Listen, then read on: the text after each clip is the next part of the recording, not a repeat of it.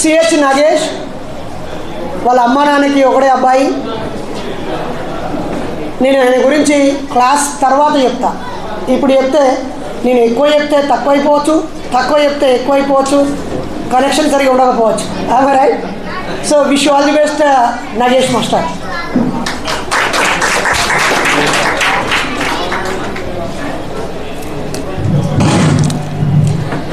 అందరికీ జై హింద్. నా పేరు సిహెచ్ నాగేష్. మాది కన్నూరు గ్రామం, కమలాపూర్ మండలం, హన్మకొండ డిస్టిక్. నేను ప్రస్తుతం హైదరాబాద్లో నిజాం కాలేజ్ అండ్ ఏవి కాలేజ్లో బాటనీ లెక్చరర్గా వర్క్ చేస్తున్నాను. చిన్నతనం నుండే మూఢనమ్మకాలపైన నరేష్ సార్తో కలిసి పనిచేయడం జరుగుతూ ఉంది. ప్రస్తుతం హైదరాబాద్ జిల్లా అధ్యక్షునిగా పనిచేస్తూ ఉన్నాను. ఈ సమావేశం ఏర్పరచుకుంటున్నామని చెప్పినటువంటి రోజున నాకు నువ్వు బాటనీ లెక్చరర్ కదా, జీవం ఎలా ఏర్పడింది, అది ఎలా ఇవాల్వ్ అయింది అనే దానిపైన మన సంఘం సభ్యులకి కొంత క్లాస్ ఇవ్వాలని చెప్పేసి చెప్పడం జరిగింది. సో అందులో భాగంగానే నేను ఈరోజు మీ ముందున్నాను. అయితే ఈ క్లాస్ చెప్పడానికంటే ముందు ఈ టాపిక్కి నాకు ఒక చిన్న స్టోరీ ఆర్ హిస్టరీ ఉంది. చిన్నప్పుడు నేను స్కూల్లో చిల్డ్రన్స్ డే అప్పుడు టీచర్గా ఉన్నప్పుడు తీసుకున్నటువంటి అంశము ఇప్పుడు నేను చెప్పబోయేటువంటి అంశం ఒకటే. అదేవిధంగా స్టూడెంట్స్కి క్లాసెస్ చెప్తున్నప్పుడు ముందుగా వివరించేటువంటి అంశం కూడా ఇదే. కాబట్టి ఈ అంశం మీద మాట్లాడడం కొంచెం సులువే అయినప్పటికీ ఇలాంటి వేదికల మీద మాట్లాడడం మాత్రం చాలా అరుదు. కాబట్టి కొంత మీకు అర్థమయ్యే ప్రయత్నం చేస్తాను. చిన్నప్పటి నుండి నరేష్ సార్ ద్వారా వేదికలను పంచుకోవడము, స్టేజ్ ఫియర్ని పోవడం కోసము చాలా కార్యక్రమాలలో పాల్గొనడము, అది నాకు టీచింగ్ ప్రొఫెషన్కి చాలా హెల్ప్ అయింది. సో అది ఇప్పుడు నాకు తెలిసినటువంటి విషయాలను మీకు షేర్ చేసుకోవడానికి కూడా చాలా వరకు హెల్ప్ అవుతుందని ఆశిస్తున్నా. సో దాని అభిప్రాయం మీరే చెప్పాలి. సో మనకి ఇచ్చినటువంటి అంశం జీవం పుట్టుక, ఆరిజిన్ ఆఫ్ లైఫ్ అండ్ కొంతవరకు ఎవల్యూషన్ ఆఫ్ లైఫ్. సో దీనిపైన మనము తెలుసుకోబోతా ఉన్నాం. ఇక నేను బాటనీ టీచర్ని లేదా ఒక సబ్జెక్ట్ని మీకు చెప్పబోతున్నాను అనగానే మీరు ఏదో క్లాస్ రూమ్లో ఉన్నట్టుగా, ఏదో చాలా క్లిష్టమైనటువంటి అంశాన్ని మీరు తెలుసుకోబోతున్నట్టుగా ఫీల్ అవ్వకండి. చాలా సింపుల్గా, సులువుగా మీకు ప్రాథమిక అవగాహన, ప్రాథమిక జ్ఞానం ఉండే విధంగా నేను ప్రయత్నం చేస్తాను. అది మొదటి విషయం.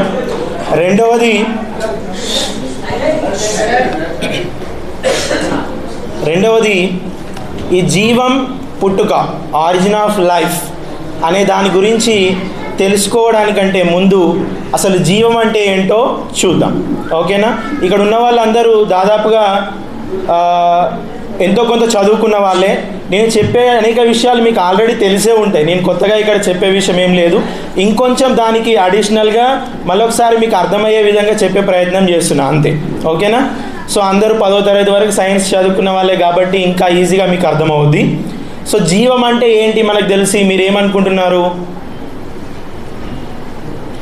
జీవం అంటే జీవించి ఉన్నదే జీవం, అవునా కాదు? జీవించి ఉన్నది అని మనం ఎలా చెప్తాం? దానికి కొన్ని లక్షణాలు ఉంటాయి, కొన్ని క్యారెక్టర్స్ ఉంటాయి. జీవులు అంటే వాటి లోపల కొన్ని జీవక్రియలు జరగాలి. జీవక్రియలు జరిగేటువంటి వాటినే జీవులు అని చెప్పేసి అంటాం. అలాంటివి కనుక లేకపోతే వాటిని ఏమంటాం? నిర్జీవులు అంటాం. అదైతే ఇంగ్లీష్లో అయితే మనం బయోటిక్ అండ్ ఏబయోటిక్ కాంపోనెంట్స్గా క్లాసిఫై చేస్తాం. So biotic components are living factors, జీవులు అనేటివి జీవక్రియలని నిర్వర్తిస్తాయి. ఆ జీవక్రియలు అంటే మనం ఏం చెప్తాము?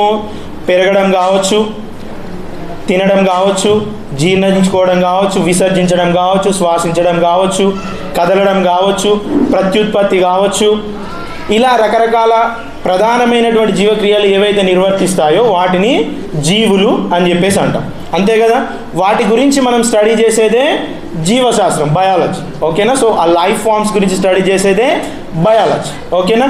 మరి ఇక్కడ నిర్జీవులు అని అంటే జీవం లేనటువంటివి. ఓకేనా? అంటే వీటిలలో ఏవైతే జీవక్రియలు అని చెప్పేసి మనం అనుకున్నామో ఆ జీవక్రియలలో ఏదో ఒకటి వాటిలో కనిపించవచ్చు, కానీ ప్రధానంగా జీవానికి ఉండేటువంటి జీవక్రియలు మనకి మిగతా ఈ నిర్జీవుల లోపల కనిపించవు. ఉదాహరణకి ఇప్పుడు గాలి తీసుకున్నాం, లేకపోతే మట్టి, నీళ్ళు, టెంపరేచర్, లేదంటే లైట్, ఓకే, ఇలా ఇవన్నీ నీటి ఆవిరి కావచ్చు, ఇవన్నీ నిర్జీవ కొండలు కావచ్చు, పుట్టలు కావచ్చు, ఇవన్నీ నిర్జీవులు. కొంతకాలం క్రితం వరకు మనం చెట్లు కూడా నిర్జీవులే అని అనుకున్నాము, కానీ తర్వాత అవి చెట్లు కూడా జీవులే అని చెప్పేసి మన సైన్స్ కనిపెట్టడం జరిగింది.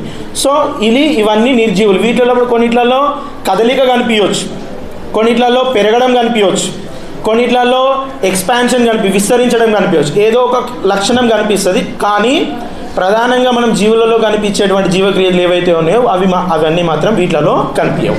సో వాటిని నిర్జీవులు అని చెప్పేసి అంటాం. అదేవిధంగా జీవులు చనిపోయిన తర్వాత కూడా వాటిని నిర్జీవులనే అంటాం, నాన్ లివింగ్ థింగ్స్ అని చెప్పేసి అంటాం, డెడ్ మ్యాటర్స్ అని చెప్పేసి. ఎందుకు అని అంటే ఏవైతే జీవక్రియలు ఉన్నాయో అవి ఎప్పుడైతే వాటిలో ఆగిపోతాయో అప్పుడు అది చనిపోయింది అని, నిర్జీవమైంది అని చెప్పేసి మనము కన్సిడర్ చేస్తాం. ఓకేనా? సో అందుకే దాన్ని కూడా మనము నిర్జీవంగా చెప్పడం జరుగుతుంది. సో ఇది జీవం అంటే ఏంటి అనే దానికి వివరణ. ఈ జీవం అనేది ఎలా పుట్టింది, ఎలా ఆరిజిన్ అయ్యింది అనేది, ఎలా ఆరిజిన్ అయ్యింది అని అంటే మన ఇక్కడ ఉన్నటువంటి వ్యక్తులు మాత్రం సైన్స్ ఏదైతే ఎక్స్ప్లెనేషన్ ఇచ్చిందో, నేను ఇప్పుడు ఏదైతే చెప్పబోతున్నానో అలా ఆరిజిన్ అయ్యింది అని చెప్పేసి చెప్పగలుగుతాం. కానీ మిగతా వాళ్ళు అయితే ఏమంటారు, ఏదో ఒక అభూత శక్తి సృష్టించిందని చెప్పేసి వాళ్ళు నమ్ముతారు, అంతే కదా. సో ఆ అభూత శక్తి సృష్టించింది అలా, దట్స్ దేవుడు, అంతే. ఇంకా దాంట్లో చెప్పాల్సి ఒక్కొక్క మతానికి సంబంధించిన దేవుడు వాళ్ళు ఈ మనిషిని లేకపోతే ఈ జీవులను సృష్టించాడని, ఈ భూమిని సృష్టించాడని చెప్పేసి చెప్తారు. సో వాళ్ళు చెప్పేటువంటి దానికి శాస్త్రీయ ఆధారాలు లేవు, మనం చెప్పేదానికి శాస్త్రీయ ఆధారాలు అనేటివి ఉన్నాయన్నమాట. కాబట్టి మనం దీన్ని నమ్ముతాం. ఓకేనా? సో మరి జీవం భూమి ఇలా పుట్టింది అని అంటే అవి ఎక్కడి నుండి వచ్చినాయి, దేవుడు లేకుండా అని చెప్పేసి అంటాం. మరి మనం ఏమంటాం అప్పుడు, దేవుడు ఎక్కడి నుండి వచ్చిందని చెప్పేసి అంటాం. దేవుడు ఎక్కడి నుండి రావడం ఏంటి, అతను మహాశక్తి ఉన్నవాడు, తన ఉంటాడు అంతే, అతనే సృష్టించాడని అన్నప్పుడు మనం ఏమనొచ్చు, దేవుణ్ణి ఎవరు సృష్టించారని లేనప్పుడు అది ఉంటుంది, అదే దీన్ని సృష్టించింది అని అన్నప్పుడు మరి ఈ విశ్వం కూడా, ఈ జీవం కూడా అదే ఉంది అని చెప్పడానికి, నమ్మడానికి అభ్యంతరం ఏముంటుంది? పైగా మనం చెప్పేటువంటి వాటికి శాస్త్రీయ ఆధారాలు ఉన్నాయి, వాళ్ళు చెప్తున్నటువంటి విషయాలకి శాస్త్రీయ ఆధారాలు లేవు. ఈ విషయం మీకు అర్థమైందా? దేవుడు అలాగే దేవుడు సృష్టించాడు అంటే దేవుణ్ణి ఎవరు సృష్టించారు? మనం ఏమంటున్నాం, ఈ జీవం అనేది భూమి నుండి సృష్టించబడింది. మరి భూమి ఎక్కడి నుండి వచ్చింది అని అంటే అది ఈ విధంగా ఏర్పడింది, దానికి అదే అని అంటే దీనికి ఏదైతే ఎంత శాస్త్రీయ ఆధారత ఉంది, వాళ్ళు చెప్పే వాటికి ఎంత శాస్త్రీయ ఆధారత ఉంది, అది మనం గమనించుకోవాలి. సో వాస్తవానికి దగ్గరగా ఉన్నటువంటి విషయాలను మనం నమ్ముతాం అది సైంటిఫిక్ టెంపర్ ఉన్నటువంటి వ్యక్తులుగా. సైంటిఫిక్ టెంపర్ లేనటువంటి వాళ్ళు శాస్త్రీయ ఆధారాలు లేనటువంటి వాటిని నమ్ముతారు. ఓకే కదా? సో ఇప్పుడు ఈ జీవం ఎలా పుట్టింది అనే దాన్ని అర్థం చేయడానికంటే ముందు నేను వేరే విషయాలు చెప్తాను. ఇది నేను మీకు అర్థం చేయించడం కోసమే చెప్తున్నాను, పూర్తిగా ఇదే కాదు. కొంతమంది మూర్ఖంగా వాదించే వాళ్ళు అది ఇది ఒకటి ఎలా అవుద్ది అని చెప్పేసి అంటారు. నేను ఇక్కడ తీసుకున్నటువంటి ఎగ్జాంపుల్ మీకు అర్థం చేయించడం కోసం మాత్రమే. నేను ఇక్కడ ఏమంటున్నానంటే జీవం అనేది సహజంగా ఏర్పడినటువంటి యంత్రం, సహజంగా ప్రకృతి నుండి ఏర్పడినటువంటి మిషన్ ఇస్ ద జీవి. ఏవైతే జీవులు ఇప్పుడు ఉన్నాయో కృత్రిమంగా అంటే మానవ మేధస్సుతో ఏర్పడినటువంటి యంత్రాలు ఇప్పుడు మనం వాడుకుంటున్నటువంటి ఈ యంత్రాల గురించి, ఈ యంత్రాలు ఎలా ఏర్పడ్డాయి, యంత్రాలు ఎలా డెవలప్ అయ్యాయి అనేది మనం అర్థం చేసుకుంటే జీవం ఎలా ఏర్పడింది అనేది మనకు అర్థమవుతుంది. ఓకేనా? సో ఇప్పుడు ఈ యంత్రాలు అనేటివి ఎలా వచ్చాయి? ఫస్ట్ మనిషి తన జ్ఞానంతో చక్రాన్ని కనుక్కున్నాడు. చక్రం నుండి ఒక సాధారణంగా తన పనులకు అవసరమైనటువంటి ఒక యంత్రాన్ని అనుకున్నాడు. ఫర్ ఎగ్జాంపుల్ మనం ఒక చక్రం నుండి సైకిల్ అనుకుందాం. ఓకే, సైకిల్ నుండి బైక్ నుండి కారు నుండి ఇంకొకటి, ఇలా ఒక వాహనం అంటే ఒక ప్లేస్ నుండి ఇంకొక ప్లేస్కి వెళ్ళడానికి ఉపయోగపడే ఒక వాహనాన్ని అనుకున్నాం. అదేవిధంగా వేరే ఏ యంత్రాలైనా తీసుకోండి, ఒకప్పుడు ఉన్నటువంటి కంప్యూటర్ కావచ్చు, ఇప్పుడు యూజ్ చేసేటువంటి స్మార్ట్ ఫోన్ కావచ్చు, ఎలా పరిణామం చెందింది యంత్రం అనేది. ఓకే, లేదంటే ఇంకేదైనా మెషిన్స్, అవి ఒక సింపుల్గా ఉన్నటువంటి స్థానం నుండి మనిషి మేధస్సు పెరుగుతూ ఉంటే తన మేధస్సుతో కృత్రిమంగా అనేక తయారు చేయడం జరిగింది. ఓకే కదా. సో ఇప్పుడు ఏ యంత్రం తీసుకున్నా కానీ దాంట్లో ప్రధానమైనటువంటి పదార్థాలు అనేటివి ఉంటాయి, కొన్ని భాగాలు అనేటివి ఉంటాయి. పదార్థాల కంటే ముందు కొన్ని పార్ట్స్ చూద్దాం. ఓకేనా. సో స్టార్టింగ్లో చక్రం లోపల ఎక్కువ సంక్లిష్టం అనేది లేదు, ఇట్స్ వెరీ సింపుల్, జస్ట్ ఒక చక్రం అంతే. కొంచెం కాంప్లెక్స్ వెళ్ళినప్పుడు దాంట్లో భాగాలు అనేటివి ఎక్కువ కనిపిస్తాయి. సైకిల్లో పార్ట్స్ ఎక్కువ ఉంటాయి కదా, సైకిల్లో కంటే బైక్లో ఎక్కువ పార్ట్స్ ఉంటాయి కదా, బైక్లో కంటే కార్లో ఎక్కువ పార్ట్స్ ఉంటాయి కదా. సో ఆ విధంగా మనం ఏ యంత్రం తీసుకున్నా కానీ సింపుల్ మిషన్స్ తీసుకుంటే పార్ట్స్ తక్కువగా ఉంటాయి, పెద్ద పెద్ద మిషన్స్ తీసుకుంటే పార్ట్స్ ఎక్కువగా ఉంటాయి. ఓకేనా. సో ఇప్పుడు ఏ మిషన్ అయినా కానీ ప్రధానంగా కొన్ని రకాల పదార్థాలతో తయారవుతుంది, అవునా కాదా. మనకు ఉన్నటువంటి మిషన్స్ తయారు చేయడానికి యూజ్ చేసేటువంటి పదార్థాలు ఏంటి? ఐరన్ కావచ్చు, లేకపోతే ప్లాస్టిక్ కానీ, కాపర్ కానీ, అల్యూమినియం కానీ, రబ్బర్ కానీ, ఇలా కొన్ని ప్రధానమైనటువంటి పదార్థాలతో మనిషి యొక్క మేధస్సును ఉపయోగించి మనకు అవసరమైనటువంటి అంత కాంప్లెక్స్ మిషన్స్ని మనం తయారు చేసుకుంటూ వెళ్తూ ఉన్నాం. ఇంకా అవి మిషన్స్ అనేటివి ఇంకా అడ్వాన్స్డ్ మిషన్స్ అనేటివి వస్తూనే ఉన్నాయి బేస్డ్ ఆన్ నాలెడ్జ్. అదేవిధంగా కృత్రిమ యంత్రాలతో పాటు కృత్రిమ మేధస్సును కూడా మనము డెవలప్ చేసుకుంటూ వెళ్తూ ఉన్నాం, అవునా కాదా. సో ఇప్పుడు ఆర్టిఫిషియల్ ఇంటెలిజెన్స్ అనేది ఇప్పుడు చాలా ట్రెండ్లో ఉన్నటువంటి విషయం. ఒకప్పుడు ఉన్నటువంటి మిషన్స్కి ఉన్నటువంటి మేధస్సు కంటే ఇప్పుడు ఉన్నటువంటి మిషన్స్ యొక్క మేధస్సు అనేది ఇంకా అడ్వాన్స్డ్గా ఉంది. ఒక రకంగా చెప్పాలంటే మనకంటే ఫాస్ట్గా వాటి లోపల కృత్రిమ మేధస్సు అనేది ఉంది. సో అదేవిధంగా ఈ ఎగ్జాంపుల్ అనేది ఉందో దీన్ని మనం జీవానికి అప్లై చేసుకుందాం. కృత్రిమ యంత్రము, కృత్రిమ మేధస్సు అంటున్నాను. నేను జీవాన్ని ఏమంటున్నాను? సహజ యంత్రము, సహజ ఏర్పడినటువంటి నాలెడ్జ్, జ్ఞానము, సహజంగా వచ్చినటువంటి జ్ఞానము, సహజంగా ఏర్పడినటువంటి యంత్రాలు. సో కృత్రిమంగా ఏర్పడినటువంటి యంత్రాలకి డ్రైవింగ్ ఫోర్స్ ఏంటి? వాటి కృత్రిమ యంత్రాలను మనం నడిపితే నడిచినట్టు ఇప్పుడు ఉన్నటువంటి మన మనుషులు లేకపోతే ఇతర జంతువులు కానీ కాకుండా మామూలుగా చిన్న చిన్న జీవుల నుండి ఎలాగైతే చిన్న చిన్న యంత్రాలు ఎలాగైతే స్టార్ట్ అయ్యాయో ఆ విధంగానే చిన్న చిన్న జీవులు అనేటివి స్టార్ట్ అయినాయి. ఒకటే కణం ఉన్నటువంటి, ఇప్పుడు మనమేమో అనేక కణాలతో ఏర్పడినటువంటి వ్యక్తులు, ఎలాగైతే పెద్ద పెద్ద మిషన్స్ లోపల చాలా పార్ట్స్, చాలా మెటీరియల్, చాలా మెషినరీ ఫంక్షనింగ్ ఎలాగైతే ఉందో మన లోపల అలా ఉంది. స్టార్టింగ్ ఏర్పడినటువంటి మిషన్స్లో చాలా సింప్లిసిటీ ఉంది, అవునా కదా. సో అలాగే ప్రాథమికంగా ఏర్పడినటువంటి జీవులలో కూడా చాలా సింపుల్ స్ట్రక్చరింగ్ అనేది ఉందన్నమాట. ఓకేనా. సో దాని నుండి కాంప్లెక్స్ వన్ అనేది ఏర్పడింది. సో ఆ సింపుల్ వన్ ఏంటి అని అంటే జస్ట్ సింగిల్ ఒకటే కణం ఉన్నటువంటి జీవులు అనేటివి ఏర్పడినాయి అన్నమాట. వాటి నుండి అనేక కణాలు ఉన్నటువంటి జీవులు ఏర్పడ్డాయి. దాని గురించి నేను మళ్ళీ వివరంగా చెప్తాను. అయితే ఇప్పుడు మనము మన బాడీ లోపల అనేక కణాలు ఉన్నాయని చెప్పేసి అంటున్నాను కదా. సో ప్రతి ఒక్క కణం గురించి మనం తెలుసుకోవాల్సిన అవసరం లేదు. ఒక కణం ఎలా ఉంటుందో తెలుసుకుంటే పూర్తిగా మన జీవులు ఎంటైర్ జీవ కణాల లోపల ఎలాంటి ఫంక్షన్ జరుగుతాయో మనకు అర్థమైపోతుంది. ఉదాహరణకి మనకి ఇప్పుడు మామూలుగా అన్నం ఉడికిందో లేదో తెలియాలంటే అన్నం మొత్తం పిసుకాం కదా, ఒక మెతుకుని చూసి ఉడికిందా లేదా అని చూస్తాం. సో ఆ విధంగా ఒక సెల్ ఎట్లా వస్తుంది, అది ఎట్లా ఏర్పడ్డది అని తెలిస్తే మిగతా జీవులు అనేటివి ఎలా ఏర్పడ్డాయి, వాటి ఫంక్షన్స్ ఎట్లా వచ్చినాయి అనేది మనకు అర్థమైపోతుంది, అవునా కాదా. సో అది మనము తెలుసుకునే ప్రయత్నం చేద్దాం. ఓకేనా. సో అంటే సింగిల్ సెల్ ఏంటి అని అంటే it is a structural and functional unit of life. సైన్స్లో డెఫినేషన్ చెప్తాం. కణం అనేది క్రియాత్మక నిర్మాణాత్మక ప్రమాణం, ఒక యూనిట్ అన్నమాట. ఓకే. సో దాన్ని అర్థం చేసుకుందాం మనం. ఓకేనా. సో ఈ కణం అనేది ఎలా ఏర్పడింది అని అంటే ఇంతకుముందు మనం విన్నటువంటి క్లాస్ కొంచెం స్టార్టింగ్ ఎలా ఏర్పడింది భూమి అనేది చూస్తే మనకి దాని నుండి కణం జీవం ఎలా ఏర్పడింది అనేది ఒకసారి అర్థం చేసుకోవచ్చు. సో సార్ చెప్పినట్టుగా 1350 crores years బ్యాక్ ఈ విశ్వం అనేది ఏర్పడితే అందులో 450 కోట్ల సంవత్సరాల క్రితం, అది మిలియన్స్లో చెప్పాలంటే 4500 million years ఎగో, ఒక బిలియన్స్లో చెప్పాలంటే 4.5 billion years ఎగో, అంటే 450 కోట్ల సంవత్సరాల క్రితం ఈ భూమి అనేది ఏర్పడింది. ఓకేనా. 450 సంవత్సరాల క్రితం భూమి అనేది ఏర్పడినప్పుడు అప్పుడే మరి భూమి మీద జీవం అనేది ఏర్పడిందా అంటే లేదు. మనకు ఉన్నటువంటి ఆధారాల ప్రకారం ఒక 100 సంవత్సరాల క్రితం ఉన్నటువంటి నాలెడ్జ్ నేను చెప్తున్నది. అప్పటి వరకు మనకు దొరికినటువంటి శిలాజాల ఆధారంగా ఒక 100 కోట్ల సంవత్సరాలు అంటే 50 నుండి 60 కోట్ల 100 కోట్ల సంవత్సరాల క్రితం వరకు ఉన్నటువంటి లభ్యమైనటువంటి శిలాజాల ఆధారంగా ఓకే ఇప్పుడు ఈ టైంలో జీవం అనేది ఏర్పడి ఉండొచ్చు అని చెప్పేసి అనుకున్నారు. ఓకే. కానీ దానికంటే ముందే జీవం ఏర్పడిందని చెప్పేసి మన టైలర్ అనేటువంటి సైంటిస్టు ప్రీ క్రేంబియన్ స్ట్రాటాస్, అంటే ఎర్త్ లోపల కొన్ని లేయర్స్ ఉంటాయి అన్నమాట. ఒక్కో లేయర్లో ఒక్కొక్క కాలానికి సంబంధించినటువంటి లేయర్స్ అన్నమాట స్ట్రాటాస్. సో దాంట్లో ప్రీ క్రేంబియన్ స్ట్రాటాస్లో దొరికినటువంటి ఫాజిల్స్ ఆధారంగా 3.5 మిలియన్ ఇయర్స్ ఎగోనే లైఫ్ అనేది ఏర్పడింది అని చెప్పేసి వాళ్ళు ఫైండ్ అవుట్ చేయడం జరిగిందనమాట. ఓకేనా. సో అంటే భూమి ఏర్పడిన 100 కోట్ల సంవత్సరాల తర్వాత మనకి ఈ భూమి మీద జీవం అనేది ఏర్పడడానికి అనుకూలమైనటువంటి వాతావరణం అనేది ఏర్పడింది. ఓకేనా.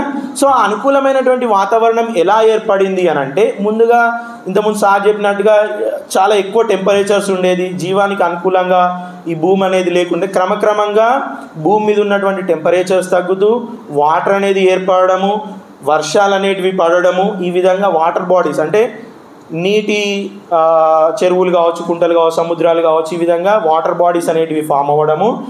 ఆ క్రమంలో వాతావరణం లోపల ఓజోన్ లేయర్ అనేటువంటిది కూడా ఫామ్ అవ్వడము, ఎక్కువ టెంపరేచర్కి కారణమయ్యేటువంటి రేస్ భూమి మీదకి రాకుండా ఉండడం, ఇలా అనేక పరిణామాల క్రమంలో ఈ భూమి మీద ఉన్నటువంటి వాతావరణం జీవం ఏర్పడడానికి అనుకూలంగా మారింది. కొంచెం ఒక ఐడియా వరకు అయితే మీకు దాన్ని డీటెయిల్గా చెప్తే మళ్ళీ మీకు అర్థం కాదు. ఓకేనా. సో అనేక పరిణామాల అనంతరం జీవం అనేది ఏర్పడడానికి అనుకూలంగా ఈ భూమి అనేది మారింది. ఓకేనా. ఆ క్రమంలో మనకున్నటువంటి రసాయన శాస్త్ర పరిజ్ఞానం ఆధారంగా మన ఒపారిన్ అనేటువంటి సైంటిస్టు అండ్ తనతో అసోసియేట్ సైంటిస్టులు చేసినటువంటి పరిశోధనల ద్వారా తెలిసింది ఏంటి అని అంటే, ఈ భూమి మీద జీవం అనేది ఎలా ఏర్పడి ఉండొచ్చు అని అంటే, వాళ్ళు చెప్పినటువంటి సిద్ధాంతంలో అప్పుడు భూమి మీద కేవలం కార్బన్ డైఆక్సైడ్ కావచ్చు, లేకపోతే హైడ్రోజన్ సల్ఫైడ్ కానీ, కార్బన్ మోనాక్సైడ్ కానీ, లేకపోతే వాటర్ వేపర్స్ కానీ, నైట్రోజన్ కానీ, ఇలాంటి పదార్థాలు భూమి మీద ఉండేవి. ఇవన్నీ మీకు తెలుసు కదా, ఈ పదార్థాలని మనం చిన్నప్పుడు స్కూల్లో చదువుకునే ఉన్నాం. ఈ పదార్థాలు భూమి మీద ఉండేవన్నమాట. ఈ పదార్థాల లోపలికి భూమి మీదకి ఎంటర్ అయినటువంటి యువి రేస్ కావచ్చు, లేదంటే భూమి వాతావరణంలో ఏర్పడినటువంటి థండర్ స్టార్మ్స్ కావచ్చు, అంటే ఉరుములు మెరుపులు కావచ్చు, వాటి శక్తి సూర్యుని నుండి వస్తున్నటువంటి శక్తి వల్ల ఈ నీళ్ళలో ఉన్నటువంటి ఈ పదార్థాలన్నీ కలిసినాయి, దగ్గరికి అయినాయి అన్నమాట. ఓకేనా. సో కలిసి మొదటి జీవకణంకి దగ్గరగా ఉన్నటువంటి ఒక నిర్మాణం అనేది ఏర్పడింది. దాన్ని లూకా సంథింగ్ అంటారని చెప్పేసి, కోజర్వేటివ్స్ అని చెప్పేసి అంటారు, లేదంటే ఒక పదార్థం, అంటే దగ్గరగా చేరి ఉన్నటువంటి ఒక పదార్థం అనేది ఏర్పడింది అన్నమాట. ఓకే. సో అది ప్రాథమిక కణానికి దగ్గరగా పోలిక ఉన్నటువంటి నిర్మాణం అన్నమాట. సో దాంట్లో ఎలాగ ఉంటుంది అంటే, ఇప్పుడు మన కణం లోపల ఒక రూమ్కి ఒక గోడ ఉండి, గోడ లోపల వేరియస్ మెటీరియల్స్ ఎలాగైతే ఉంటాయో, కణం లోపల కూడా కణంకి ఒక కణం గోడ అంటే వాలు, దాని లోపల ఇతరత్ర పదార్థాలు కణాంగాలు ఇవి విధంగా ఉంటాయి. సో అప్పుడు కూడా ఒక మెంబ్రేనస్ స్ట్రక్చర్ అంటే ఒక కవచం లాంటిది ఏర్పడి దాని లోపల కొంత వాటర్ అనేది హోల్డ్ అయ్యింది.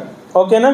దాని నుండి ఇంకా క్రమక్రమంగా ఇవాల్వ్ అవుతూ మనకి యూనివర్సల్ కామన్ యాన్సిస్టర్ అనేటువంటి ఒక ప్రాథమిక కణం అనేది ఏర్పడింది అనమాట. దాని నుండే తర్వాత వచ్చినటువంటి ప్రధానంగా 3 కణాలు అంటే సింగిల్ సెల్ ఆర్గానిజమ్స్ అనేటివి ఏర్పడినాయి. అవేంటి అని అంటే, ఒకటి ప్రోకారియోటు, దాంట్లో ఆర్కిబ్యాక్టీరియా, యూబ్యాక్టీరియా, ఇంకొకటి ఏమంటే యూక్యారియోట్స్. ఏంటి ప్రోకారియోట్స్, యూక్యారియోట్స్ అంటే కేంద్రక పూర్వజీవులు, కేంద్రకం లేనటువంటి జీవులు. ఓకేనా. సో అంటే కేంద్రకం అంటే ఏంటి అంటే, మనం డిఎన్ఏ అంటాం కదా, డిఎన్ఏ అంటే తెలుసు మీ అందరికీ. ఆ డిఎన్ఏ అనేది ఒక కవచం చుట్టూ ఉన్నట్లయితే ఆ సెల్ లోపల వాటిని కేంద్రకం ఉన్నటువంటి జీవులు అని చెప్పేసి అంటాం. ఆ డిఎన్ఏ అనేది ఒక కవచం చుట్టూ లేకుండా జస్ట్ సెల్ లోపలనే కనుక డిఎన్ఏ ఉంటే వాటిని కేంద్రకం లేనటువంటి జీవులు, అంటే కేంద్రకం అనేటువంటి స్ట్రక్చర్ ఫామ్ అవ్వడానికి ముందు ఉన్నటువంటి జీవులు అని అర్థం. అంటే కేంద్రక పూర్వజీవుల్లో ముందు ఫామ్ అయినాయి, దాని నుండి కేంద్రకం ఉన్నటువంటి జీవులు అనేటివి ఫామ్ అవ్వడం జరిగిందనమాట. ఓకేనా. సో ఇంతవరకు కాసేపు పక్కన పెడదాం. ఇదంతా నేను ఇప్పుడు కెమిస్ట్రీ బేస్డ్గా మన ఒపారిన్ అనేటువంటి అండ్ అదర్ సైంటిస్టులు ఎక్స్ప్లెనేషన్ ఇచ్చారని చెప్పేసి అన్నాం. మరి దీనికి ఆధారం ఏంటి? ఇలాగే ప్రాథమిక కణానికి సంబంధించినటువంటి దగ్గరి పోలిక ఉన్నటువంటి స్ట్రక్చర్ అంతకు ముందు ఉన్నటువంటి రసాయన పదార్థాల నుండి నీళ్ళలో ఏర్పడింది అనడానికి ఆధారం ఏంటి అని అంటే, మనం చిన్నప్పుడు చదువుకున్న పుస్తకాల్లో చదువుకున్నాం, ఇది కూడా బయాలజీ టెక్స్ట్ బుక్లోనే ఉంటుంది. స్టాన్లీ మిల్లర్ అనేటువంటి ప్రయోగం ఒకటి ఉంటుంది, ఎక్స్పెరిమెంట్. ఓకే. ఆ ఎక్స్పెరిమెంట్ ఏంటి? మిల్లర్ అనేటువంటి సైంటిస్టు ఆయన ఒక హైపోథసిస్ చేశాడనమాట. సైన్స్ ఏదైనా కానీ ముందే ఇది కరెక్ట్ అని చెప్పదు, మతంలాగా పరిశోధన చేస్తుంది, పరిశీలిస్తుంది, తర్వాతనే ఆధారాలతో చెప్తుంది అనమాట. సో కాబట్టి ఆయన ఒక ఇలా అయ్యుండొచ్చు అనేటువంటి ఏదైతే కెమిస్ట్రీ నాలెడ్జ్ ఉందో ఆ నాలెడ్జ్ ఆధారంగా ఒకవేళ ఈ విధంగా ఎన్విరాన్మెంట్ ఆ టైంలో ఉంటే జీవం ఏర్పడి ఉండేదా అని చెప్పేసి ఒక ల్యాబొరేటరీ ఎక్విప్మెంట్ లోపల అప్పుడున్నటువంటి పరిస్థితులను కల్పించాడు. అప్పుడున్నటువంటి పరిస్థితులు అంటే ఏంటి, నేను ముందుగా చెప్పినటువంటి carbon dioxide, carbon monoxide, water vapour, లేకపోతే హైడ్రోజన్ సల్ఫైడ్, లేకపోతే నైట్రోజన్, ఇలా రకరకాల పదార్థాలు ఇప్పుడు మన బాడీ లోపల పదార్థాలకు కావాల్సినటువంటి మూలకాలు ఏవైతే ఉన్నాయో అలాంటి మూలకాలని ఆ ల్యాబొరేటరీ ఎక్విప్మెంట్ లోపల ఉంచి అప్పుడు ఏదైతే ఎనర్జీ యూవీ రేస్ కావచ్చు, లేకపోతే స్టార్మ్స్ కావచ్చు, అవి కావచ్చు క్రియేట్ చేశాడనమాట. సో అప్పుడు అంటే ఒక ఏదైతే మనం చెప్తున్నామో ఒక పదార్థం అనేది జీవం లోపల ఉండేటువంటి పదార్థాలు ఏవైతే ఉన్నాయని చెప్తున్నామో అలాంటి పదార్థాలు ఆ పరిస్థితులలో ఏర్పడ్డాయి. సో ఆ ఎక్స్పెరిమెంట్ ఆధారంగా జీవము ఇలాంటి పరిస్థితుల్లో ఉన్నప్పుడు ఇలాంటి రియాక్షన్స్ కారణంగా జీవ పదార్థాలు అనేటివి ఏర్పడ్డాయి అనేటివి శాస్త్రీయంగా ఎక్స్ప్లెనేషన్ ఇవ్వడం జరిగిందనమాట. ఓకేనా, ఇంతవరకు అయితే అర్థమైంది కదా. సో నెక్స్ట్ వచ్చేసి ఇప్పుడు మనము ఈ యూక్యారియోట్స్ ప్రోక్యారియోట్స్ అని చెప్పేసి అన్నాం కదా. ప్రోక్యారియోట్స్ నుండి యూక్యారియోట్స్ వచ్చినాయి అని, ప్రోక్యారియోట్స్లో ఫస్ట్ యూ బ్యాక్టీరియా వచ్చిన తర్వాత ఆర్కీ బ్యాక్టీరియా వచ్చిన తర్వాత దాని నుండి యూక్యారియోట్స్ వచ్చినాయి అని చెప్పేసి చెప్తున్నాం కదా. దానికి ఆధారం ఏంటి అని అంటే కార్ల్ ఓస్ అనేటువంటి సైంటిస్టు పదార్థాలని స్టడీ చేశాడనమాట. అంటే మెయిన్గా మనకి బాడీ లోపల ఉన్నటువంటి మెయిన్ మెటీరియల్ ఏంటంటే genetic material, that is RNA or DNA అనమాట. సో ఆ మెటీరియల్ని స్టడీ చేశాడు. అంటే దగ్గరి పోలికలను ఆధారంగా చేసుకొని ఇవన్నీ ఒక కామన్ యాన్సిస్టర్స్ నుండి, ఒక కామన్ పూర్వీకుల నుండి వచ్చాయి అని చెప్పేసి కార్ల్ ఓస్ అనేటువంటి సైంటిస్ట్ చెప్పారనమాట. మనం ఎలాగైతే ఇప్పుడు పోలికలు దగ్గరగా ఉన్నాయంటే you are from same parents అని చెప్పేసి, లేకపోతే మీరు ఇద్దరు అన్నదమ్ములు అని చెప్పేసి చెప్తాం కదా, దగ్గర పోలికలు ఉంటాయి. నెక్స్ట్ ఇప్పుడు మనకి లేకపోతే కోతులకి, జిరాఫీలకి, చింపాంజీలకి, గొరిల్లాస్కి సిమిలర్గా ఉంటే మనం కామన్ పూర్వీకుల నుండి వచ్చామని మనం చెప్తున్నాం కదా. సో అట్లా ఇంకా ఇంకా ఇంకా మాలిక్యులర్ లెవెల్స్లోకి వెళ్తే ఆ మాలిక్యులర్ కంపారిజన్స్ చేసి ఇంకా కరెక్ట్గా చెప్పాలి 16S rRNAని స్టడీ చేసి ఇవి కామన్ యాన్సిస్టర్ నుండి వచ్చినటువంటి first single cell organisms, unicellular organisms అని చెప్పేసి చెప్పడం జరిగిందనమాట. ఓకేనా. సో ఇక్కడ నేను ఇంకో విషయం చెప్తాను. ఇలా ఇప్పుడు మనం మనుషులు కోతుల నుండి వచ్చినాము అని చెప్పేసి మామూలుగా చెప్తాం, అది కరెక్టే. ఎప్పుడు కరెక్టు, ప్రాథమిక జ్ఞానం ఉన్నోడు మనిషి కోతుల నుండి అని చెప్పిండు అని అంటే కరెక్ట్ అని వినే వ్యక్తికి కూడా ప్రాథమిక జ్ఞానం ఉంది అని అంటే ఓకే. లేదు ఇంకా ఎక్స్పర్ట్ అయి ఉన్నటువంటి వ్యక్తి కోతి లాంటి ఒక కామన్ యాన్సిస్టర్, కామన్ పూర్వీకుల నుండి వచ్చినటువంటి జీవి నుండి ఇవన్నీ వచ్చినాయి అని చెప్తే కరెక్ట్. కానీ మనం ఏం చెప్తామంటే మిగతా వాళ్ళు కోతి నుండి వచ్చినంటే ఇప్పుడు కోతుల నుండి ఎందుకు వస్తలేవు, అది బుర్ర లేని వాళ్ళు చెప్పే రిప్లై అనమాట. కోతి నుండి వచ్చినాయంటే తెలుగునోడు ఏమర్థం చేసుకోవాలి, కోతి నుండి వచ్చినంటే కోతి కాదు, కోతి జాతి, కోతి సంబంధించినటువంటి జాతి నుండి ఈ సిమిలర్ జీవులు ఏవైతే ఉన్నాయో అవన్నీ వచ్చినాయి అని చెప్పేసి అర్థం చేసుకోవాలి. ఇదైతే మీరు అగ్రీ అవుతారు కదా. సో అదనమాట. సో ఇప్పుడు ఈ సింగిల్ సెల్ ఆర్గానిజమ్స్ ఏర్పడిన దాంట్లో ఫస్ట్ మరి మనము ఆక్సిజన్ తీసుకునేటువంటి జీవులం, అవునా కాదా? సో ఆక్సిజన్ తీసుకున్నటువంటి అంటే ఆక్సిజన్ కాకుండా వేరే పదార్థాలను తీసుకొని ఎనర్జీని ప్రొడ్యూస్ చేసుకొని సర్వైవ్ అయినటువంటి జీవులు ఫస్ట్ ఏర్పడ్డాయి. ఓకేనా.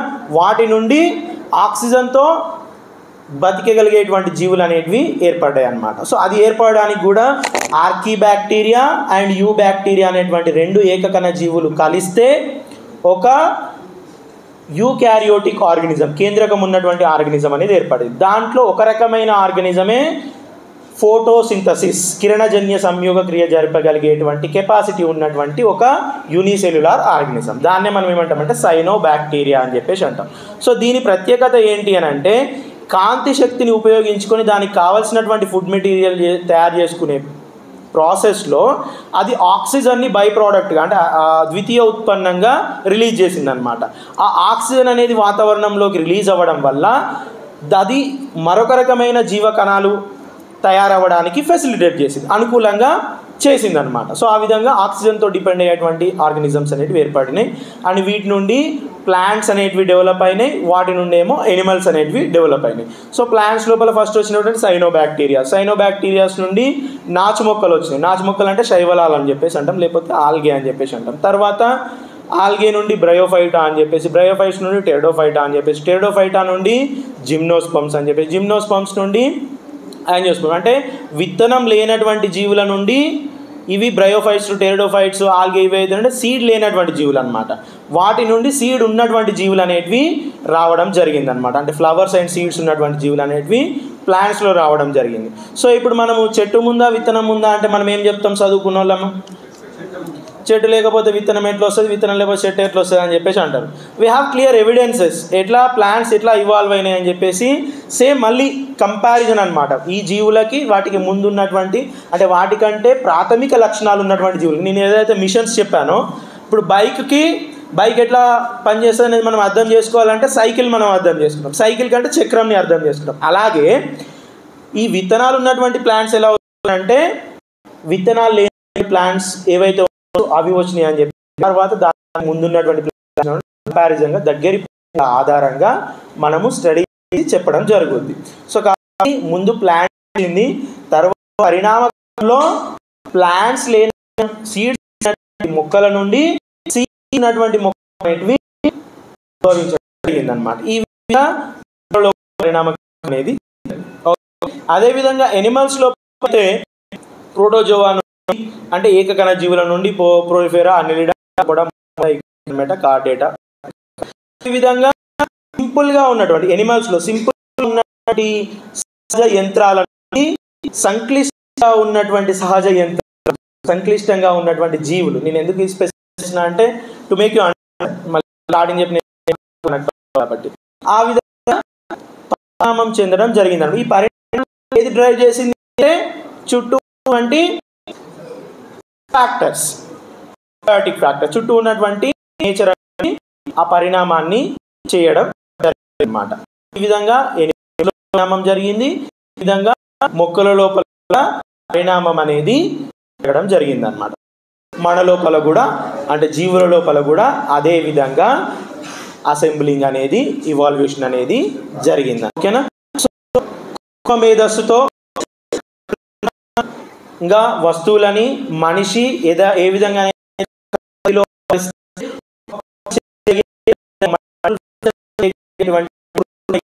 ఒక మిషన్ అయితే తయారయ్యిందో, నేను ముందుగా చెప్పినటువంటి అనేక రకాల పదార్థాలు, ఆ పదార్థాలు ఒక క్రమ పద్ధతిలో అమరి ఉండడము, ఆ అమరి ఉన్నటువంటి అవయవాల సెల్స్ నుండి మళ్ళీ ఒక ఆర్గాన్స్ ఏ విధంగా ఒక క్రమ పద్ధతిలో వాటి లోపల అరేంజ్ అయి ఉండడం, టిష్యూస్ ఉండడం వల్ల ఆ ఫంక్షన్స్ అనేటివి జరుగుతూ ఉన్నాయి. ఒక సెల్ లోపల చూసుకున్నా, లేదంటే ఒక కాంప్లెక్స్ ఆర్గానిజంలో చూసుకున్నా, ఎలాగైతే మిషన్ లోపల అసెంబుల్ చేస్తే అది ఫంక్షన్ ఎలా అవుతుందో, ఈ జీవుల లోపల కూడా ఒక క్రమ పద్ధతిలో అరేంజ్ అయి ఉంటే వాటి లోపల ఫంక్షన్ అనేది జరుగుతుంది అనమాట. ఒకవేళ వాటి ఆ క్రమం తప్పిందనుకో ఏమవుతుంది? ఆ మిషన్ పనిచేయదు. ఇప్పుడు మన లోపల రెస్పిరేటరీ సిస్టమ్ ఉంటుంది, సర్క్యులేటరీ సిస్టమ్ ఉంటుంది, తర్వాత డైజెస్టివ్ సిస్టమ్ ఉంటుంది.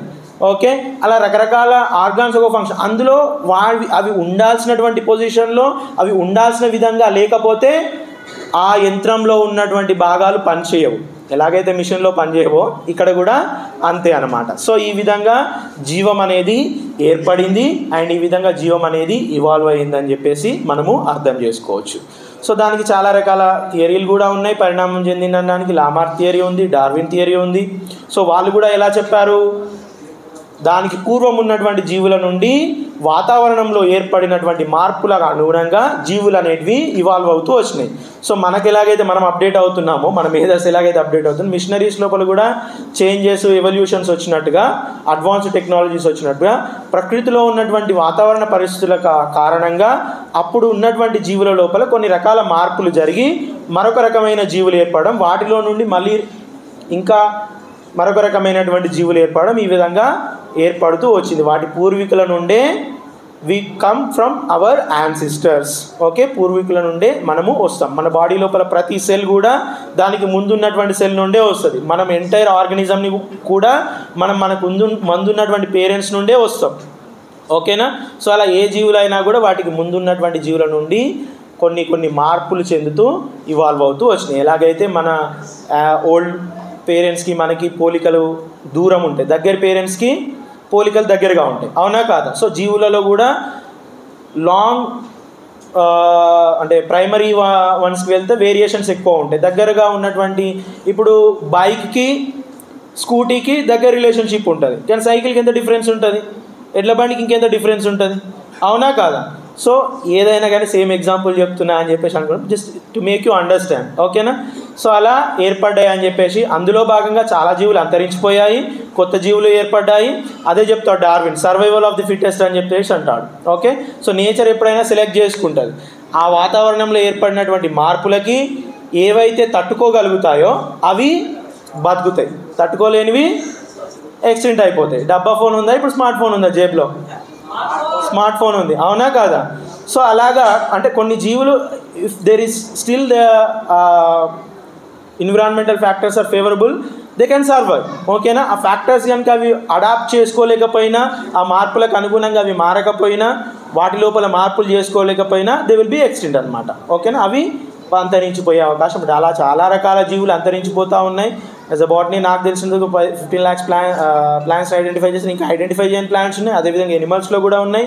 అందులో ఏవి అంతరించిపోతున్నాయి, ఏవి అంతరించిపోవట్లేదు అనేది మనకి ఇంకా పూర్తి పరిజ్ఞానం లేదు. కాబట్టి ప్రతి ఒక్క జీవి కూడా ఇంపార్టెంటే అన్నమాట.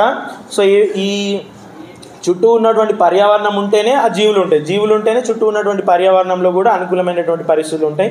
కాబట్టి రెండూ ఇంపార్టెంటే. దానికోసం అని చెప్పేసి మనము రీసెంట్ టైమ్స్లో జీవ వైవిధ్యం పైన ఎక్కువ ఫోకస్ చేస్తున్నాం. డైవర్సిటీ అనేది ఉండాలి, వైవిధ్యత అనేది ఉంటేనే ప్రకృతికి అందం అండ్ ప్రతి ఒక్క లైఫ్ సస్టైన్ అవ్వడానికి అవకాశం ఉంటుంది. ఆ వేరియేషన్ ఆ డైవర్సిటీ అనేది లేకపోతే లైఫ్ అనేది ఒకదాని మీద ఒకటి డిపెండ్ అయి ఉంటుంది, కాబట్టి ఎక్స్టెండ్ అయిపోతుంది, ఓకేనా. సో ఇది నేను నాకున్నటువంటి పరిజ్ఞానంతో చాలా సింపుల్గా మీకు అర్థం చేయించే ప్రయత్నం చేశాను. మీ అందరికీ అర్థమైందని అనుకుంటున్నాను. ఈ అంశం పైన మీకు ఏవైనా సందేహాలు ఉంటే సింపుల్గా అడగండి, సింపుల్గా చెప్పే ప్రయత్నం చేస్తాను.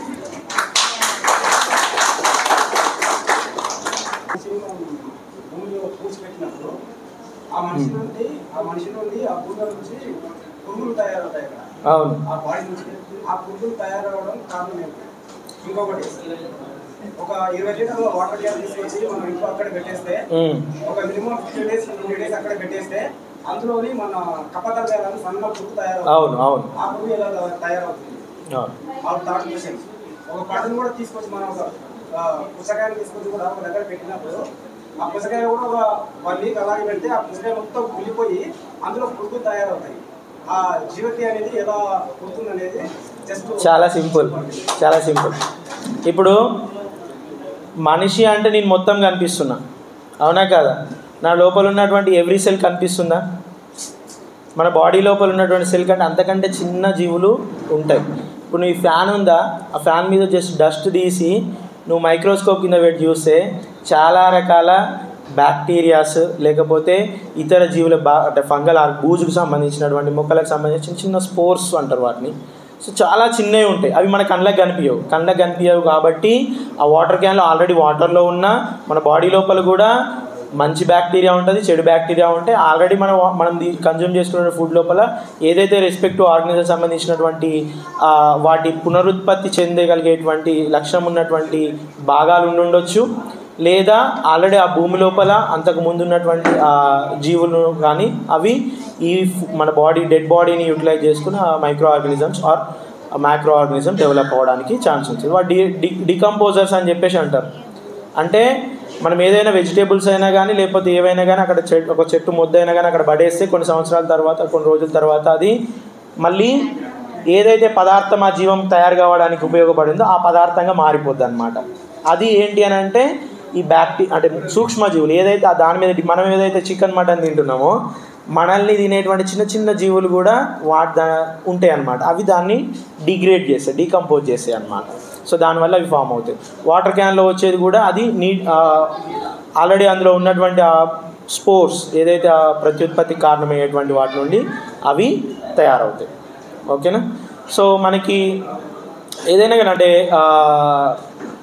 ఏదైతే ఈ సెల్స్ ఏవైతే ఉన్నాయో అవి ప్రతి చోట అంటే స్ప్రెడ్ అయిపోయి వచ్చినాయి వాతావరణం మొత్తంలో అవి ఉంటాయి కాబట్టి ఆ విధంగా అవి గ్రో అవుతాయి. అర్థమైంది? ఇంకా మనకి డౌట్ అంటే మనం ఈ లొకేషన్కి చెప్తారు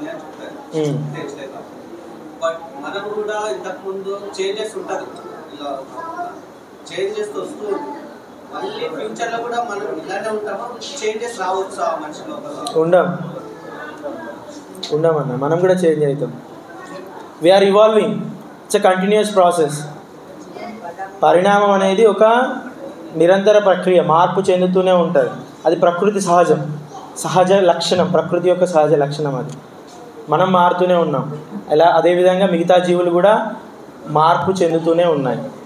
అది మనకి ఇట్లా చూడగానే కనిపించదు. ఇప్పుడు 1350 కోట్ల సంవత్సరాల క్రితం విశ్వం పుట్టింది, 450 కోట్ల సంవత్సరాల క్రితం భూమి పుట్టింది, తర్వాత జీవం అనేది 3.5 బిలియన్ ఇయర్స్ ఎగో జీవం పుట్టింది అని చెప్పేసి, తర్వాత ఈ I don't know exact period. So ఇలా చెప్తున్నాం. ఇది మన కళ్ళ కొన్ని కోట్ల సంవత్సరాలు అన్న ఇప్పుడు మన హ్యూమన్ సివిలైజ్ అంటే ఇప్పుడు ఉన్న రినెసెన్స్ పీరియడ్ 2000 ఇయర్స్. ఈ 2000 ఇయర్సే మనకి వి ఇమాజిన్ వెరీ బిగ్. కోట్ల సంవత్సరాలు పరిణామం చాలా టైం తీసుకుంటుంది అన్నమాట పరిణామం. అంటే కొన్ని సందర్భాలల్లో సడన్గా కూడా జరగవచ్చు. ఎవల్యూషన్ అంటే మార్పు అనేది సడన్గా జరగవచ్చు, ఒక కోర్స్ ఆఫ్ టైంలో కూడా జరగవచ్చు అన్నమాట.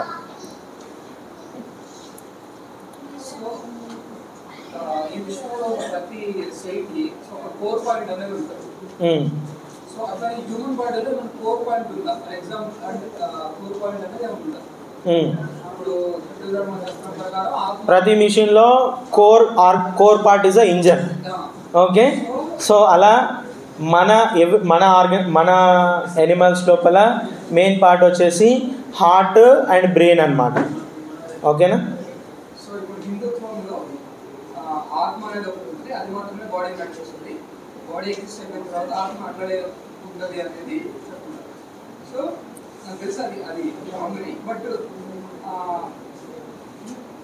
మనిషిని చేయండి, ఐ మీన్ కొంతమంది హార్ట్ అని చెప్తారు, బ్రెయిన్ అని చెప్తారు. But what is that core part? మీరు చెప్తారు హార్ట్ అని. నేను అది చెప్పే అర్థమయ్యే ప్రయత్నం చేయడం కోసమే నేను మెషిన్ ఎగ్జాంపుల్గా తీసుకున్నాను. కోర్ మీరంటూ ఆ రిలీజియన్స్ చెప్తున్నటువంటి ఆత్మ అనేది లేదు అనేది మనం చెప్తున్నాం. సింపుల్, ఒక మిషన్ ఎలాగైతే డ్రైవింగ్ ఫోర్స్ ఎలాగైతే మనం ఎలాగ ఉన్నామో, చుట్టూ ఉన్నటువంటి ఎన్విరాన్మెంటల్ ఫ్యాక్టర్స్ లైఫ్ ఫామ్స్కి డ్రైవింగ్ ఫోర్స్ అంతే. ఆ ఎన్విరాన్మెంటల్ ఫ్యాక్టర్స్ ఫెసిలిటేట్ చేయకపోతే, ఒకవేళ నేను ఆక్సిజన్ అనేది నా బాడీ లోపలికి వెళ్ళకపోతే ఈ మిషన్ పనిచేయదు. కార్బన్ డైఆక్సైడ్ బయటికి రిలీజ్ కాకపోయినా, వాటర్ అనేది ఏబయాటిక్ కాంపోనెంట్, వాటర్ అనేది నిర్జీవ పదార్థం నా లోపలికి వెళ్ళకపోయినా, లేకపోతే ఎక్స్క్రీటా బయటికి వెళ్ళకపోయినా, ఓకే, ఏది environmental abiotic or abiotic factors పనిచేయకపోయినా this mission will not be worked. అంతే. ఆత్మ ఇది అనేం లేదు. ఒక సిస్టమేటిక్గా ఒక కన్స్ట్రక్టివ్ వేలా జరుగుతూ వచ్చింది. దానికి ఆధారాలే నేను చెప్పినటువంటి వివరణ. ఓకేనా? సో అంతే. చిన్న సింపుల్ సెల్స్లో ఏదైతే ఒక సెల్ లోపల ఏదైతే జరుగుద్దో మిగతా బాడీ లోపల జరిగేటువంటి ఫంక్షన్స్ కూడా అవే అన్నమాట. ఒక కణం లోపల ఏదైతే జరుగుతుందో అవే బేసిక్ ఫంక్షన్స్ అన్నమాట. అందుకే నేను ఏం చెప్పిన, it is a structural and functional unit, క్రియాత్మక నిర్మాణాత్మక ప్రమాణం ఆఫ్ లైఫ్, జీవానికి ఇస్ అ సెల్ అన్నమాట. ఓకేనా? దాంట్లో ఇప్పుడు మనకి బ్రెయిన్ ఉంటే సెల్కి ఉండేది ఏంటి అంటే న్యూక్లియస్, కేంద్రకం. దాని లోపల జన్యు పదార్థం అనేది ఉంటుంది.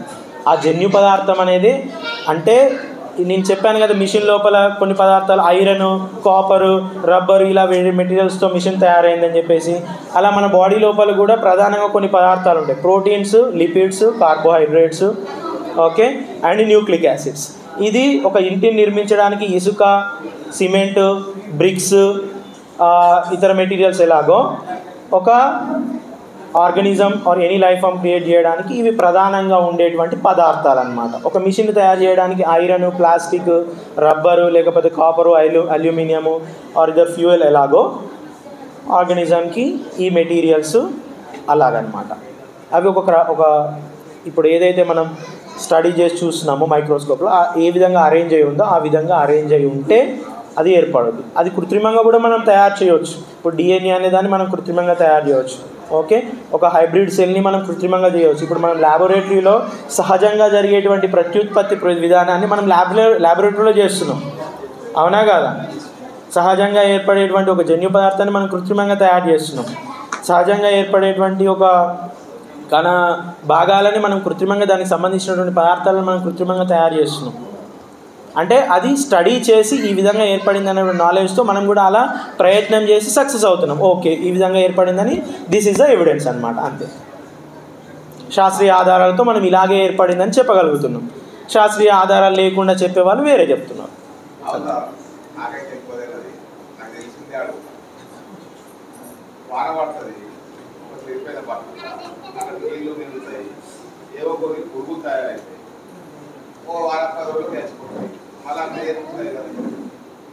అవును, ఆల్రెడీ అందులో నేను ఇంతకుముందు చెప్పాను కదా, ఆల్రెడీ వాటి అంటే స్టార్టింగ్లో రిప్రొడక్షన్ ప్రాసెస్ అనేది సింపుల్గా జరిగింది. ఏదైనా సింపుల్ నుండి కాంప్లెక్సే.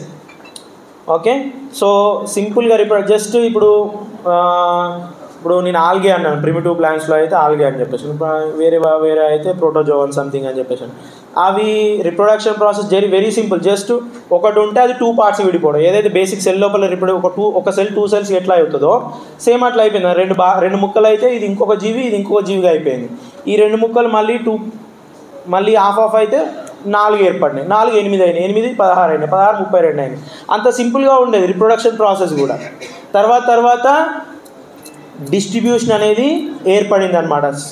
కణాల నుండి కణజాలాలు అంటే గ్రూప్ ఆఫ్ సెల్స్ ఉన్నటువంటి ఆర్గానిజమ్స్, గ్రూప్ ఆఫ్ సెల్స్ ఉన్నటువంటి అంటే ఆర్గాన్స్ ఉన్నటువంటి జీవులు నుండి ఇంకా కాంప్లెక్స్ స్ట్రక్చర్స్ ఉన్నటువంటి జీవులు ఆ విధంగా డెవలప్ అయినాయి. సో వాటర్లో ఉన్నాయంటే అవి ఆల్రెడీ అంతకు ముందు ఉన్నవే.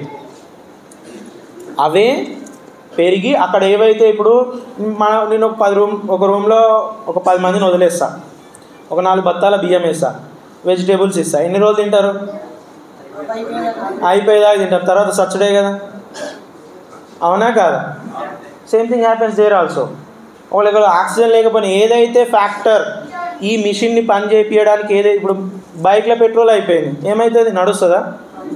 లేకపోతే అన్ని ఆర్గాన్స్ అండ్ దాని పార్ట్స్ అన్నీ దాన్ని ఏమంటాం, టర్మ్ ఉంటుంది కదా, ఖరాబ్ అయిపోయినా అరిగిపోయిన సంథింగ్ ఏదో ఆ మిషన్ పని చేస్తాను, నువ్వు పెట్రోల్ పోసినా కానీ నడవదు కదా. ఆర్గానిజమ్స్ కూడా అంతే, మనిషి కూడా అంతే. మన చుట్టూ ఉన్నటువంటి ఫ్యాక్టర్స్ మన పైన పనిచేయకపోయినా, మన లోపల ఉన్నటువంటి పార్ట్స్ కూడా బయట నుండి ఫ్యాక్టర్స్ మనకు అనుకూలంగా ఉన్నా, ఈ మిషన్ సరిగా లేకపోయినా ఇది పనిచేయదు, అంతే.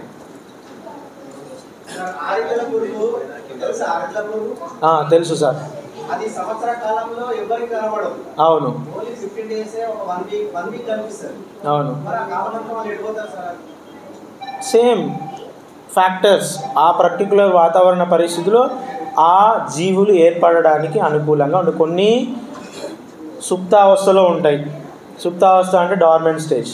ఓకే, వాతావరణ ఇప్పుడు ప్లాంట్స్లో కూడా అవి యానిమల్స్ ప్లాంట్స్లో కూడా యాన్యువల్ ప్లాంట్స్ అని, బైనియల్ ప్లాంట్స్ అని, పెరినియల్ ప్లాంట్స్ అని, అంటే అవి సంవత్సరం మొత్తంలో ఒక వర్షాకాలం వచ్చినప్పుడు పుడతాయి, పెరుగుతాయి, పూలు పూస్తాయి, కథ మళ్ళీ కనిపించాయి, మళ్ళీ వర్షాకాలం వస్తున్నాయి కనిపిస్తాయి. కానీ వాటి పునరుత్పత్తి చెందడానికి కావలసినటువంటి పార్ట్స్ అలాగే ఉంటాయి అన్నమాట. ఎప్పుడైతే అనుకూల పరిస్థితులు, the external factors, driving forces, అవి ఎప్పుడైతే దానికి కావాల్సినటువంటి విధంగా తయారవుతాయో అప్పుడు అవి మళ్ళీ రిప్రొడ్యూస్ అవుతాయి, మళ్ళీ they complete their life cycle అనమాట. అలా సో ఇప్పుడు మనకు కూడా ఫ్యాక్టర్స్ ఇప్పుడు ఉన్నటువంటి వాతావరణ పరిస్థితులు అనుకూలంగా లేకపోయినాయి అనుకో, మనం కూడా పునరుత్పత్తి చెందలేం.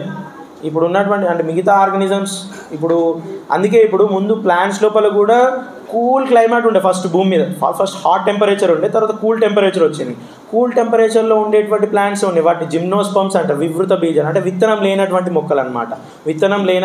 విత్తనం ఉండి సీడెడ్ బట్ ఫ్లవర్లెస్ ప్లాంట్స్ అనమాట. సో అవి ఫస్ట్ అంటే నేక్డ్ సీడ్స్, విత్తనాలు అనేవి బయటికి కనిపిస్తాయి. వివృత బీజాలు అంటే నేక్డ్ సీడ్స్, అంటే సీడ్స్ మనకి బయటికి కనిపిస్తాయి. మనకు కనిపించే ఫ్రూట్ లోపల సీడ్స్ ఉంటాయి. ఓకేనా, సీడ్స్ బట్ కళ్ళకు కనిపించేటువంటి మొక్కలు ఎక్కువ ఉండే కూల్ టెంపరేచర్ ఉన్నటువంటి ప్లేస్లో. ఇప్పుడు అవి ఎక్కడికి రిస్ట్రిక్ట్ అయిపోయి ఉన్నాయి, ఓన్లీ హిమాలయాస్లో టెంపరేట్ రీజన్స్ ఎక్కడెక్కడైతే ఉన్నాయి అక్కడి వరకే పరిమితమైనవి. అవి కూడా లేకపోతే అసలు జిమ్నోస్పమ్స్ అనేటివే కనిపించవు, ఎందుకంటే క్లైమాటిక్ కండిషన్స్ అనేవి అవి పెరగడానికి అనుకూలంగా లేవు. సో ఇప్పుడు మనకు కూడా ఏ జీవులు అయితే ఆ క్లైమాటిక్ కండిషన్స్కి తట్టుకొని ఉంటాయో అవి సర్వైవ్ అవుతాయి, సర్వైవ్ కానీ క్లైమాటిక్ కండిషన్స్ తట్టుకొని లేనివి అవి చనిపోతాయి అన్నమాట. ఇక మొత్తం లైఫ్ ఫామ్స్కి అనుకూలంగా లేకుండా ఈ ప్లానెట్ కనుక మారింది అనుకో, ఈ భూమి మారింది అనుకో, అప్పుడు ఏ లైఫ్ ఉండదు. అన్ని జీవులు మళ్ళీ 3.5 బిలియన్ ఇయర్స్ ఎగో ఏ క్లైమేట్ అయితే ఉందో ఆ క్లైమేట్ కనుక ఒకవేళ ఉండింది అనుకో, అంటే అప్పుడు ఉన్నటువంటి టెంపరేచర్లో యూనిసెల్యులర్ ఆర్గానిజమ్స్ ఉన్నాయి. క్రమక్రమంగా వాతావరణ మార్పులు చేంజ్ అవుతూ ఉంటే అవి వచ్చినాయి. ఇంకా 3.5 బిలియన్ ఇయర్స్ ఇంకా బ్యాక్ పోయినాం అనుకో, అప్పుడు ఇంకా హాట్ టెంపరేచర్ ఉండే కదా. టెంపరేచర్ అనుకూలంగా ఉండాలి, గాలిలో ఉన్నటువంటి వాయువులు అనుకూలంగా ఉండాలి, భూమి మీద ఉన్నటువంటి పదార్థాలు అనుకూలంగా, ఇవన్నీ ఫ్యాక్టర్స్ అనుకూలంగా ఉండాలి. ఏ ఒక్క ఫ్యాక్టర్ సరిగా లేకపోయినా అంతే సంగతి. ఇట్స్ సింపుల్, మీ బేసిక్ మిషన్ని దీనికి అప్లై చేసుకోండి అంతే. అంటే ప్రతిదీ వేరే విధంగా ఎక్స్ప్లెయిన్ చేయవచ్చు. నేను ఎందుకు ఇబ్బంది పడుతున్నా అంటే ఆ కంటెంట్ చెప్తే మీకు అది అర్థమవుతుందో కాదో అన్నట్టుగా నేను కొంచెం సింపుల్ వర్డ్స్లో వెతకడం కోసమే ప్రయత్నం చేస్తూ ఉన్నా. సో అదనమాట. అంటే ఇది చాలా వాస్ట్ సబ్జెక్టు. జస్ట్ షార్ట్ టైంలో ప్రతిదాని మీద సమగ్రంగా అవగాహన కల్పించే ప్రయత్నం చేయడం అంటే కష్టము. కాబట్టి ఒక ప్రాథమిక అవగాహన కల్పించడం, ఇంతకుముందు నరేష్ సార్ చెప్పినట్టుగా ప్రాథమిక అవగాహన కల్పించే ప్రయత్నం మాత్రమే చేస్తాము. మీకు ఇంకా వీటిపైన అనేక అనుమానాలు కనుక లేకపోతే సందేహాలు ఉంటే మీరు పుస్తకాలు చదివి తెలుసుకోవచ్చు, లేదంటే ఇలాంటి వేదికలపైన మరొకసారి ఎప్పుడైనా కలిసినప్పుడు మనం షేర్ చేసుకోవచ్చు. అండ్ బెటర్ ఎక్కువ స్టడీ పుస్తకాలు చదవడము ద్వారా ఎక్కువ నాలెడ్జ్ని గెయిన్ చేసుకోవడానికి అవకాశం ఉంటుంది.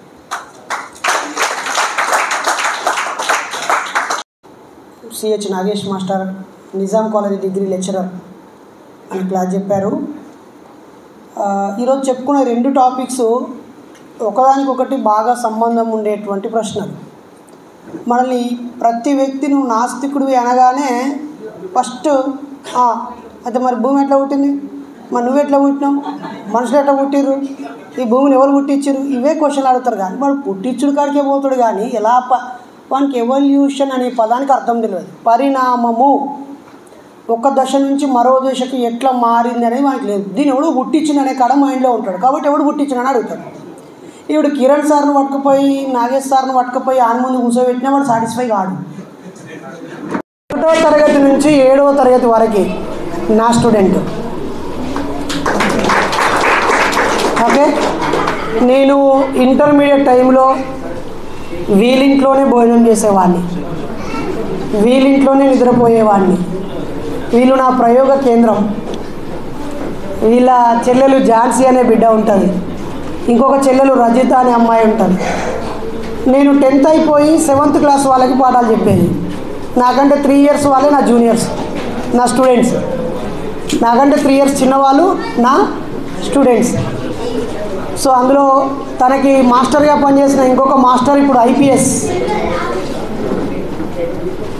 తనకు టీచర్లుగా పనిచేసిన మాస్టరు IPS పల్లె కరుణాకర్. తనకి తను ప్రియమైన శిష్యుడు, నాకు తను ప్రియమైన శిష్యుడు. చాలా యాక్టివ్గా ఉండేవాడు రాము, చాలా యాక్టివ్గా ఉండేవాడు, చదివేవాడు. ఈ హైదరాబాద్కు రావద్దు అనుకున్నాడు, నేను ఓను అన్నాడు. అరే కష్టమైన సుఖమైన పోవాలని అని చెప్పి మా ఇంట్లో గడంచలో కూర్చోబెట్టి చెప్పి అన్ని కష్టాలు ఉంటాయి అవన్నీ భరించాలని చెప్పాను. తనతో పాటు ఇంకొక 4 నా స్టూడెంట్స్ ఉండేవాళ్ళు. వాళ్ళు వేరు సంఘాలకి డిస్ప్యూట్ అయిపోయారు, రకరకాల దారిలోకి వెళ్ళిపోయారు. వాళ్ళంతా వాళ్ళ ప్రయాణంలో చాలా దూరం ప్రయాణించి ఆగిపోయింది.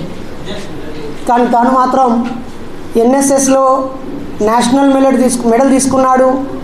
అప్పటి ఉమ్మడి ఆంధ్రప్రదేశ్ గోల్డ్ మెడల్ తీసుకున్నాడు, తెలంగాణ గోల్డ్ మెడల్ తీసుకున్నాడు.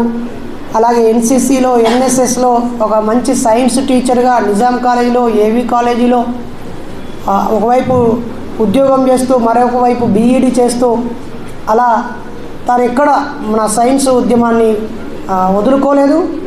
తాను ఎక్కడైనా ఎప్పుడైనా గంటల తరబడి అర్థమయ్యేలాగా ఇంగ్లీష్లో అయితే ఇంకా బాగా ఎక్స్ప్లెయిన్ చేసేవాడు. ఎందుకంటే వాళ్ళ డిగ్రీ స్టూడెంట్స్ అందరూ నిజాం కాలేజ్ అంటే టాప్ ర్యాంకర్స్ వచ్చి ఉంటారు. అదే తెలుగులో కొన్ని పదాలని ట్రాన్స్లేట్ చేస్తూ కొంచెం ఇబ్బంది పడ్డట్టుగా కూడా నాకు అనిపించింది. సో ఏదేమైనా తను బాగా చెప్పడని నేను విశ్వసిస్తున్నాను. About you? ఓకే, హ్యాపీయా? Okay, thank you so much Nagesh. I'm proud of you. Is my student. నేను ఇలా గురువుని. ఎవరైనా అడుగుతారా? ఫాస్ట్గా అడుగు. అదే మనకి ఇప్పుడు 1 గంట అవుతుంది, 2 గంటలకు అమీర్పేట, 4 గంటలకు కుక్కరపల్లి, ఇట్లా టైం టు టైం మనం ఎట్లా వెళ్తామో ఈ ఎండాకాలం, వర్షాకాలం, వానాకాలం 4 నెలలు కరెక్ట్ వస్తుంటాయి కదా. ఇది నిజంగా దేవుడు క్రియేట్ లేకుంటే కరెక్ట్ సమయానికి ఎట్లా వస్తాయి అనేది ఒకటి ఉంది, దాని మీద తెలుసుకోవాలి.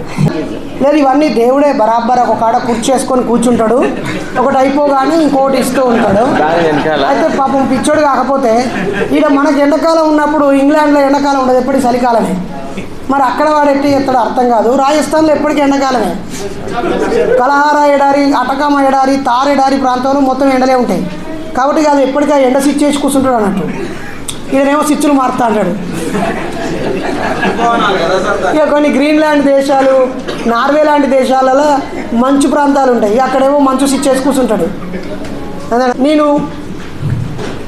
BA history, public administration, political. నేను అప్పుడే ఈ పుస్తకాలన్నీ జీవోత్పత్తి కథ, నరావతారము, తర్వాత విశ్వం అంటే ఏమిటి, తర్వాత సైన్స్ చక్రవర్తి గారు రాసిన పుస్తకము, మన దేవరాజ్ మహారాజ్ గారు రాసిన పుస్తకాలు, చాలా పుస్తకాలు. ఇవన్నీ ఇంత పెద్దగా ఉండేది.